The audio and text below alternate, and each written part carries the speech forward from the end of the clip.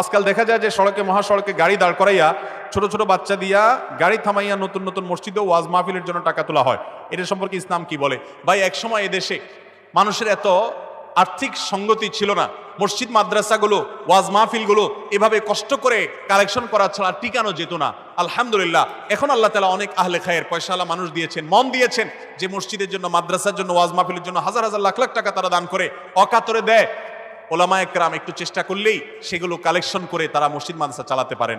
রাস্তাঘাটে এখনকার প্রেক্ষাপটে বাস্তবতায় অন্তত আপনি মাইক লাগিয়ে, অনেক এলাকায় ফিতা টাঙ্গাইয়া, ফিতা ধরে দুই পাশে দুজন দাঁড়ায়, যে গাড়ি আসলে ফিতা ধরে আটকাইছে, মানে আপনি জবরদস্তি দাঁড়ান এবং এরপরে টাকা কালেকশন করা হয়। সেখানে ভিন্ন ধর্মের মানুষ থাকতে পারে, আপনি তাকে বাধ্য করছেন, বিরক্ত করছেন, সে ইসলামের প্রতি বিরক্ত হচ্ছে। এমনকি কোনো তাড়াহুড়াকারী কোনো ব্যক্তি, তার হয়তো জরুরি কোনো কাজ যাইতে হবে, আপনি তার গতি থামাচ্ছেন। এইভাবে বাধ্য করে, থামিয়ে, লজ্জায় ফেলে টাকা উপার্জন করে সেই টাকা দিয়ে ওয়াজ মাহফিল করবেন না।